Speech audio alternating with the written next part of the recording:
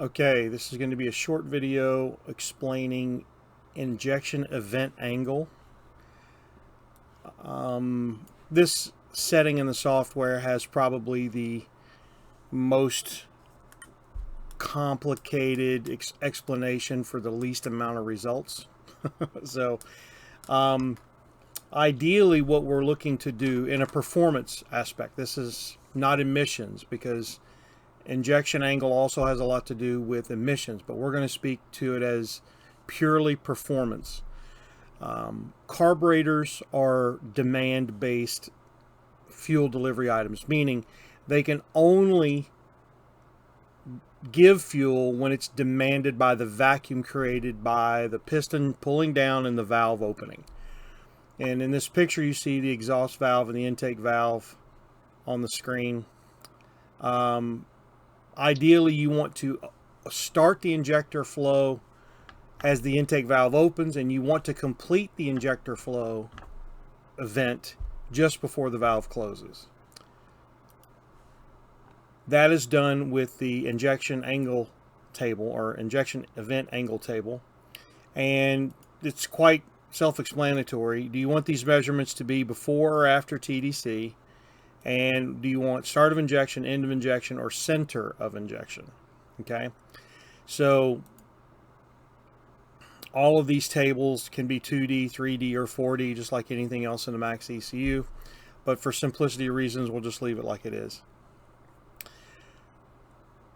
In the picture that I showed you earlier, that example is 360 TDC to 540 BDC. So if we end the injection at 540 BDC, as you can see here, the intake valve is closing at 540 BDC. Let me change the color of my pen here. So you can see here it opens at 360 TDC, and then it peaks, and then it comes down. Say 540 BDC is where we want the injection to stop, because the intake valve is closing. So we select before TDC, center, and we do end of injection, and we simply put 540 there. Now that is the starting point. Let me stress that's the starting point. The way that a lot of people choose to tune this table is on a dyno that has a load brake, so you can hold it steady, and you adjust the angle to the richest air fuel mixture for that given injector pulse width. So what I'm saying is that in the fuel table, let's say you're holding the dyno steady there, 7,000 RPMs at 157 kPa, or that could be 50% throttle, it could be anything. This pulse width will stay the same. So whatever the ECU is calculated as your pulse width at that given time will stay the same. But by changing the injector end angle, you will actually see the fuel mixture go richer and leaner as you change that angle. You're actually getting more fuel into the combustion chamber by doing the injector angle at the correct time, even though the injector is not open any longer. The other aspect to this is matching the first injector pulse with the maximum velocity of your camshaft. Let me bring up the camshaft picture again.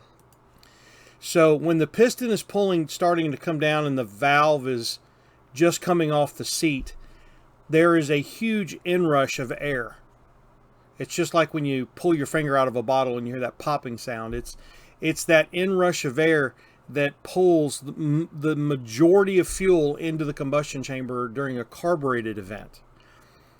And that's where you get the best mixture of fuel and air, because that's where the port velocity is the highest. Now this is only relative to performance, not emissions.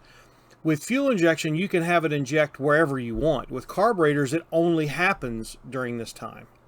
So when the intake valve is just opening and the piston is coming down, there is a point between this, in this example, 360 and 540, there is a point where the vacuum is the highest. And that's where a carburetor will deliver the most amount of fuel, because that's where the demand is the highest. So as you can see, this can get pretty complicated. It's pretty hard to explain why, because you don't necessarily see a lot of improvements on the dyno unless there's weird injector placements. Two strokes are a different animal altogether, because there is a big difference on the two-stroke. And in a four-stroke application, this is a good place to start. Get out your cam card, find out when opening of the intake valve is and closing of the intake valve is, and set your software to end of injector angle, end of injection, and close the injector in the injector event just before the intake valve closes. And then the ECU will start the injection event when it needs to get the proper amount of fuel in. So if it needs 10 milliseconds, it will add the amount of time to that so that it starts at the right place. It's a confusing subject, I know. More videos to come soon. Thanks.